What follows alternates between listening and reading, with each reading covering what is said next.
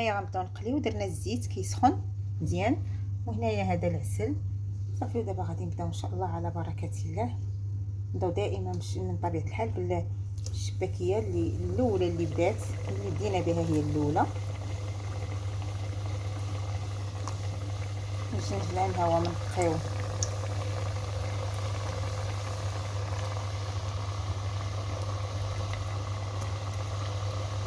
سخناه شي شويه حتى هو باش غنبردو الفوق من الشباكيه.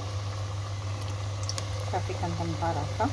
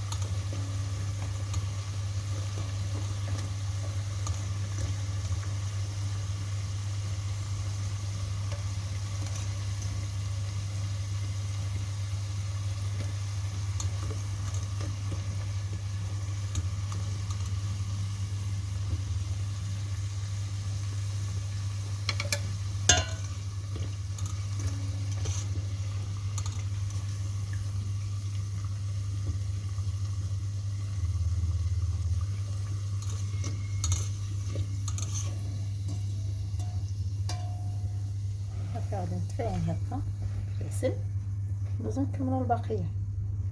السلام عليكم ورحمه الله تعالى وبركاته متتبعين اوفياء ديالي. اليوم ان شاء الله غادي نقدم معكم الوصفه المعتاده اللي كننزلو في مائده رمضانيه، وهي الشباكيه. اللي ميمكنش شي مائده مغربيه ما كتنزلش يعني الشباكيه في رمضان. غندوز باش نقدم معكم المقادير. بالنسبه للمقادير، عندي هنايا كيلو ديال الدقيق. هنايا عندي بالنسبه للمقادير، عندي كاس ديال الزبده المذابه، كاس لاروب ديال زيت المائده، كاس لاروب ديال زيت البلديه او زيت الزيتون. عندي 2 كيسان ديال الجنجلان اللي غادي نطحنهم حتى نيلهم. يمكن نديرو كاس جنجلان وكاس لوز. عندي كاس الماء الزهر، معلقه كبيره ديال القرفه، معلقه ونصف ديال اليانسون اولا النافع مطحونين بطبيعه الحال ومغربلين. عندي هنا الزعفران شعره، عندي خماره من فئه 8 غرام، عندي مع 2 معالق كبار ولا معلقه كبيره ونص ديال الخل، عندي شويه ديال المسكه حره اللي غنطحنها. وهاد الدامه كتبقى اختياريه ومن طبيعه الحال الدقيق. بالنسبه للمقادير، عندي هنا كاس لاروب ديال زيت المائده، كاس لاروب ديال زيت البلديه، 2 كيسان ديال الجنجلان اللي غادي نطحنهم حتى نيلهم. اللي ما بغاش يدير 2 كيسان الجنجلان يمكن يدير كاس لوز وكاس الجنجلان. هنا عندي كاس ديال الماء الزهر، خماره من فئه 7 غرام، شويه الزعفران شعره، معلقه كبيره ديال القرفه اللي مطحونه ومنيله، شويه ديال المسكه الحره، بطبيعه الحال هنا الدقيق.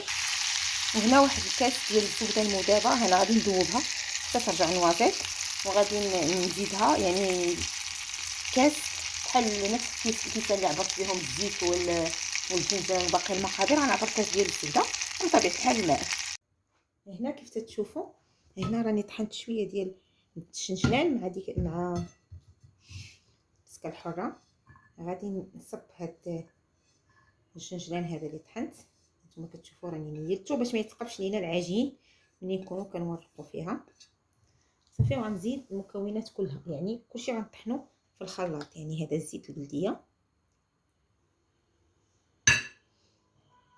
الزيت الروميه، الزبده المذوبه اللي ذوبناها مذابه، نافع،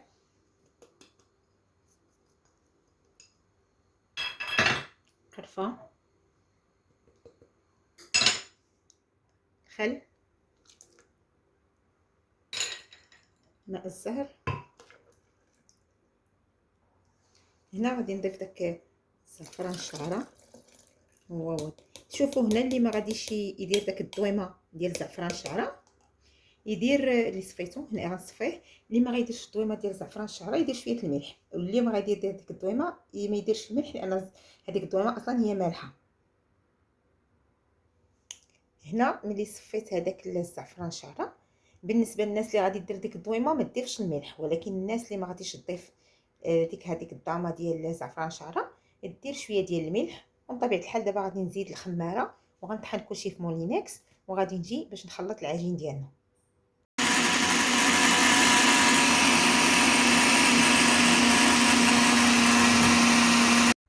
غادي نضيفو هنايا الخماره ديال الحلوه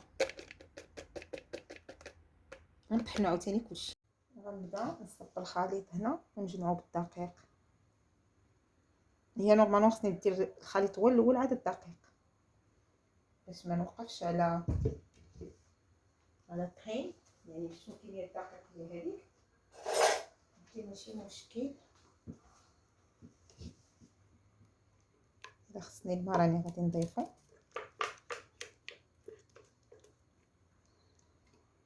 نيت غنشلل به هاد الخلاط باش ما طيحش ليا ديك القامه اللي كاينه تما.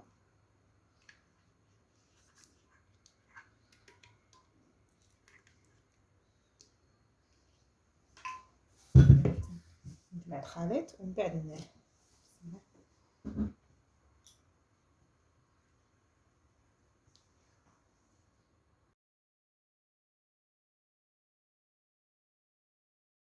تشوفوا هنا كندخلوا الدقيق في داك الخليط اللي خلطنا، يعني ديال العناصر اللي داخله في الشباكيه عن طريق الخلاط الكهربائي. هاد الشباكيه هذه انا تعمدت انني نقدمها معكم بهذه الطريقه ديال الخلاط الكهربائي لان كتجي ناجحه وسهله للمبتدئات. جربوها وردوا عليا. انا عندي شباكيه في القناه ديالي اللي كنت حضرتها معكم العام اللي فات، ولكن هذا العام ارتئيت انني نقدمها لكم بطريقه مختلفه، يعني بطريقه الخلاط الكهربائي. كتجي ناجحه وسهله للمبتدئات. جربوها وردوا عليا في التعاليق، ما غتندموش على الفكره، وكتجي سهله سهله سهله. يعني هذيك الطريقه ديال مزج جميع العناصر في الخلاط الكهربائي كتسهل عليكم التشباك ديال الشباكيه والتوريق ديالها، لان كتجي واحد العجينه رطبه. جربوها وردوا عليا، راها سهله للمبتدئات، وكذلك الناس اللي مولفين كيديروا الشباكيه يمكن لكم ديروها بهذه الطريقه هذه. ان شاء الله غادي تعجبكم. نتمنى تعجبكم هذه الوصفه ديال اليوم، وانا معكم. بقاو معايا في الفيديو حتى تكملوا معايا جميع المراحل.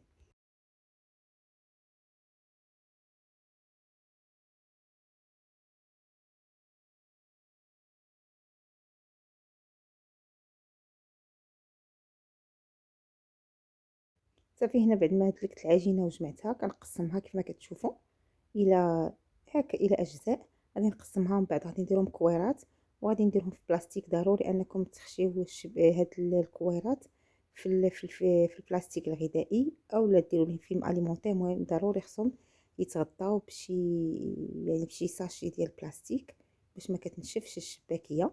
صافي غنبقى نستمر حتى نكمل الكويرات كلهم، ومن بعد غادي ندوز باش نشكل الشباكيه.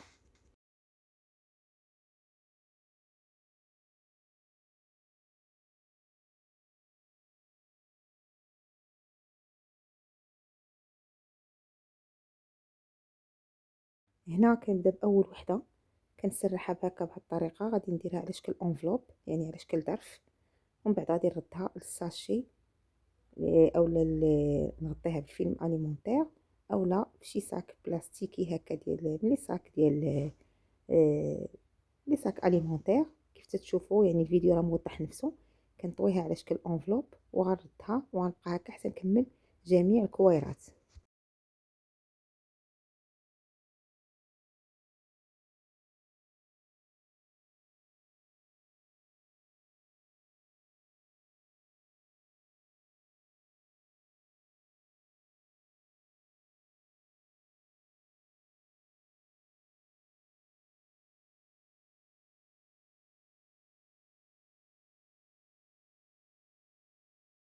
هنا كتشوفوا بديت باول وحده اللي شكلت، يعني سرحتها. بالنسبه للسمك ديال العجين ما كيكونش رقيق بزاف وما كيكونش غليظ، يعني ماشي خصكم ترقوا حتى يبان لكم سطح العمل، لا يعني خصها تكون ما بين وبين باش تجيكم الشباكيه زوينه وما تهرش لكم في القلي. وانا متاكده بان هذه الطريقه غادي تعجبكم صراحه. هذه الطريقه هذه ديال الخلاط الكهربائي ما كتضيعش، يعني خلط المكونات في الخلاط الكهربائي ما كتضيعش فيها نهائيا الشباكيه، لانني ملي قليتها ودرتها ما تهرزت منها حتى شي وحده، يعني ما طاحوش منها حتى شي فرتيته من دوك الفراتات اللي كيكونوا ديال الشباكيه. صراحه طريقه زوينه وعمليه، كما قلت لكم المبتدئات وغادي تصلح حتى لينا حنايا اللي مولفين كنديروا الشباكيه، كتسهل علينا. على اي هنايا كنحسبوا يعني 4 ديال الاشرطه، والشريط الخامس كنقطعو صافي. وهكا الطريقه راه موضحه. كاين اللي كيدير 6 الاشرطه، انا كنفضل ندير غير 5. ومن بعد كنشبكوها وكنحطوها كنخليوها تنشف، وعاد كندوزو باش نقليو الشباكيه ديالنا. بالنسبه للطريقه انا كنوريكم هنايا كيفاش كنديروا، يعني كنهزوا الاولى يعني دوك كنديروا 5 الاشرطه، كنهزوا الشريط الاول، كنطلقوا الثاني، كنهزوا الثالث، كنطلقوا الرابع ونهزوا الخامس، ومن بعد كنجمعوا هذوك الجنيبات هكا وكنحطوها وكنقصوا من دوك الجنيبات اللي تيكونوا هكا بحال دوك الودينات، نقدروا نقصوا منهم او الا جاونا طوال صافي. الطريقه في حقيقه طريقه التشباك راه سهله.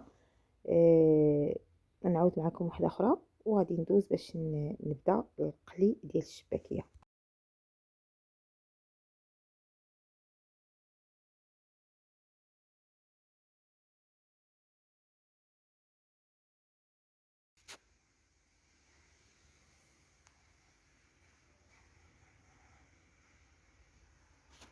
هنايا غنبداو نقليو، درنا الزيت كيسخن مزيان، وهنايا هذا العسل صافي. ودابا غادي نبداو ان شاء الله على بركه الله. نبداو دائما من طبيعه الحال بالشباكيه اللي الاولى اللي بدات، اللي بدينا بها هي الاولى. نجي نجمع الهواء ونقيو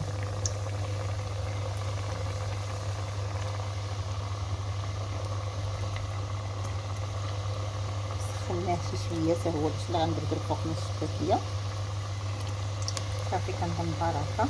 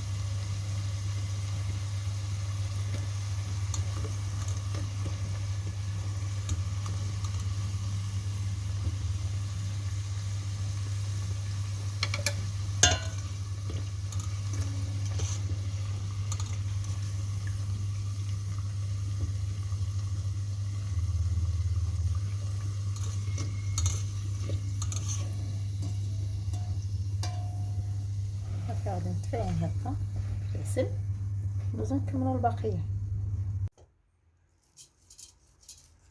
كيف تشوفوا هذه هي الشباكيه ديالنا من بعد ما قليتها وعسلتها، كندردر عليها الجنجلان، كتجي رائعه وشاربه العسل ومجعبه، يعني كتجي رائعه رائعه. يعني صالحه حتى للمبتدئات. نتمنى انكم تجربوها تردوا عليا في التعاليق ديالكم. كنقول لكم عواشركم مبروكه، والى وصفه اخرى من وصفات رمضان باذن الله تعالى يدخل علينا وعليكم هذا الشهر بالرزق والتيسير واليوم والبركات، والى وصفه قادمه باذن الله.